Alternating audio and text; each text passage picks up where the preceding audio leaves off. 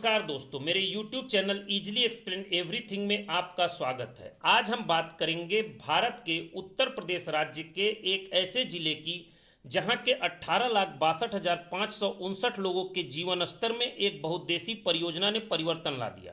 सबसे पहले तो सोनभद्र जिले के बारे में ही बात कर ले। सोनभद्र जिला उत्तर प्रदेश राज्य का दूसरा सबसे बड़ा जिला है और सोनभद्र जिला भारत का एकमात्र जिला है जिसकी सीमाएं 4 राज्यों को छूती हैं, जो हैं बिहार, झारखंड, छत्तीसगढ़ और मध्य प्रदेश।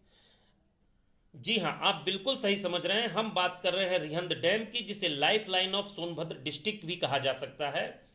रिहंद डैम ही एकमात्र वजह है जिसकी वजह से सोनभद्र डिस्ट्रिक्ट को भारत का ऊर्जांचल या कैपिटल ऑफ एनर्जी भी कहा जाता है। रिहंद डैम की परिकल्पना हमारे प्रथम दूरदर्शी प्रधानमंत्री पंडित जवाहरलाल नेहरू जी ने कही थी।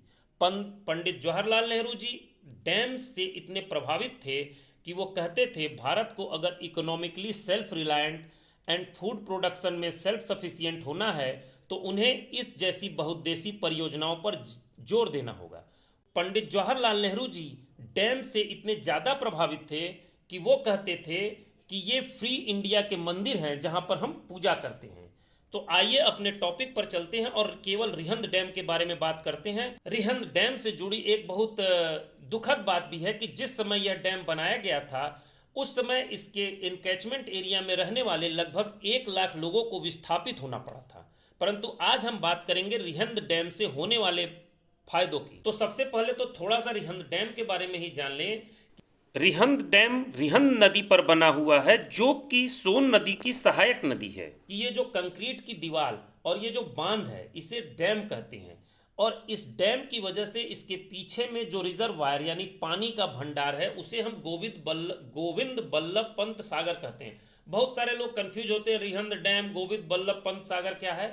तो ये जान लीजिए कि वो जो कंक्रीट की दीवार है और वो जो डैम है उस डैम का नाम है रिहंद डैम और उसके पीछे का जो वाटर इनकैचमेंट एरिया है वो गोविंद बल्लभ पंत सागर कहते हैं। ये जो गोविंद बल्लभ पंत सागर यानी रिहंद डैम का इनकैचमेंट वाटर या लेक कह लीजिए, ये भारत का सबसे बड़ा मैन मेड लेक है।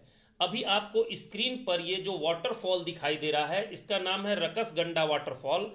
इस तरह के बहुत सारे बरसात के दिनों में डेवलप होने वाले वाटरफॉल का पानी इकट्ठा होकर गोविंद बल्लभ पंत सागर बनाता है। चलिए आगे अपने टॉपिक पर चलते हैं और हम ये देखते हैं कि इस डैम पर डिपेंडेंट कितनी इंडस्ट्रीज सोनभद्र डिस्ट्रिक्ट में चल रही हैं। तो रिहंद डैम से सबसे बड़ा जो फायदा है वो है बिजली उत्पादन का और इसके बाद हम बताएंगे कि इससे कौन कौन सी इंडस्ट्रीज डिपेंडेंट हैं। तो सबसे पहले तो रिहंद डैम से डायरेक्ट जनरेशन की बात कर लेते हैं। डायरेक्ट जनरेशन मतलब इस डैम के बॉटम में टरबाइन लगा के जो बिजली पैदा करते हैं उसे हम मान रहे हैं डायरेक्ट जनरेशन। तो इसके बॉटम में 50 मेगावाट की 6 टरबाइन और जनरेटर लगे हुए हैं जिनसे बिजली का उत्पादन होता है और उनकी कुल क्षमता 300 मेगावाट है। और इनडायरेक्ट जनरेशन मतलब इसके वाटर इनकैचमेंट से यानी जो जल का भंडार है उसके यूज करके जो थर्मल पावर प्लांट स्टेब्लिश किए गए हैं उनसे लगभग 20,000 मेगावाट बिजली का उत्पादन होता है। तो सबसे पहले तो हम बात कर ले Anpara thermal power station. Anpara thermal power station में 4 स्टेज हैं, ABC। सी लैंको है मगर वो यूपी गवर्नमेंट और लैंको का ज्वाइंट वेंचर है जिसे PPP कहते हैं, PPP मॉडल के तहत है। बट आप ये जान लीजिए टोटल जो अनपरा में इलेक्ट्रिसिटी जनरेशन होती है वो 3,830 मेगावाट होती है। इसके बाद आता है सिंगरौली थर्मल पावर प्लांट जिसकी क्षमता है 2,000 मेगावाट।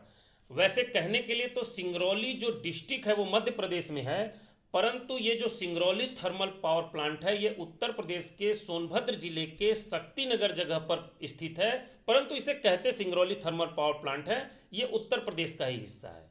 इसके बाद आता है रिहंद थर्मल पावर प्लांट जिसमें 500 मेगावाट की 6 टरबाइनें चलती हैं और इसकी कुल उत्पादन क्षमता 3,000 मेगावाट है।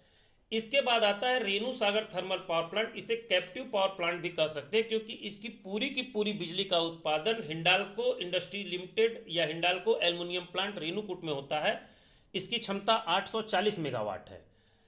इसके बाद आता है रिलायंस सासन थर्मल पावर प्लांट, जो मध्य प्रदेश में पड़ता है और वो भी इस वाटर इनकैचमेंट यानी रिहंद डैम के जलाशय पर ही निर्भर करता है और उसकी लगभग क्षमता 3960 मेगावाट है। इसके बाद आता है Vindhyanagar super thermal power plant. Vindhyanagar super thermal power plant की भी एक खासियत है, यह भारत का सबसे बड़ा थर्मल पावर प्लांट है, यानी एक जगह पर इतनी बिजली अभी कहीं नहीं पैदा होती है। इसकी जो उत्पादन क्षमता है वो 4750 मेगावाट है और यह मध्य प्रदेश में पड़ता है। अभी तक हमने सिर्फ इलेक्ट्रिसिटी जनरेशन की बात की और आपको यह जानकर आश्चर्य होगा कि इस जलाशय से जो बिजली उत्पादन होता है वो लगभग 20,000 मेगावाट होता है और उसमें से 10,000 मेगावाट उत्तर प्रदेश में पैदा होता है। और उत्तर प्रदेश की कुल उत्पादन क्षमता 20,000 मेगावाट है, उसमें से 10,000 मेगावाट मात्र सोनभद्र जिले में ही पैदा होता है। अब आप समझ गए होंगे कि सोनभद्र को कैपिटल ऑफ एनर्जी क्यों कहा जाता है। ये तो सिर्फ थर्मल पावर प्लांट थे जो डैम के वाटर इनकैचमेंट पे डिपेंड करते थे, यानी गोविंद बल्लभ पंत सागर पे निर्भर करते हैं और बिजली उत्पादन करते हैं। अब हम डैम के दूसरे साइड में आते हैं, यानी डैम के दूसरे साइड में जो वाटर ड्रेन होता है उस पर कौन कौन सी इंडस्ट्री डेवलप है। तो हिंडाल्को इंडस्ट्री लिमिटेड की हिंडाल्को एल्युमिनियम प्लांट जो आदित्य बिरला ग्रुप का है, जहां से 4,10,000 टन पर एनम एल्युमिनियम का प्रोडक्शन होता है। ये बहुत बड़ा प्लांट है। यहाँ पर जो है एम्प्लॉय, जो इस प्लांट में काम करने वाले हैं एम्प्लॉय, डायरेक्ट एंड इनडायरेक्ट लगभग वो 15,000 हैं और लगभग 1 लाख लोग इस पर डिपेंडेंट हैं। इस हिंडाल्को के अंदर भी एक अपना कैप्टिव पावर प्लांट है जिसकी उत्पादन क्षमता लगभग 84 मेगावाट है।